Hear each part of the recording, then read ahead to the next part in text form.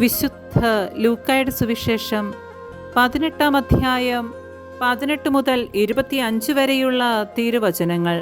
ധനികനായ മനുഷ്യൻ.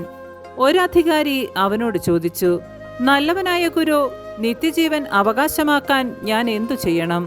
യേശു പറഞ്ഞു, എന്തുകൊണ്ടാണ് നീ എന്നെ നല്ലവനെന്ന് വിളിക്കുന്നത്? ദൈവമല്ലാതെ നല്ലവനായി മറ്റാരുമില്ല. പ്രമാണങ്ങൾ നിനക്കറിയാമല്ലോ. വ്യഭിചാരം ചെയ്യരുത്, കൊല്ലരുത്, മോഷ്ടിക്കരുത്, കള്ളസാക്ഷ്യം നൽകരുത്, പിതാവിനെയും മാതാവിനെയും ബഹുമാനിക്കുക. അവൻ പറഞ്ഞു, ചെറുപ്പം മുതലേ ഇവയെല്ലാം ഞാൻ പാലിച്ചിട്ടുണ്ട്. അത് കേട്ട് യേശു പറഞ്ഞു, ഇനിയും നിനക്ക് ഒരു കുറവുണ്ട്. നിനക്കുള്ളതെല്ലാം വിറ്റ് ദരിദ്രർക്ക് കൊടുക്കുക. അപ്പോൾ സ്വർഗത്തിൽ നിനക്ക് നിക്ഷേപമുണ്ടാകും. അനന്തരം വന്ന് എന്നെ അനുഗമിക്കുക.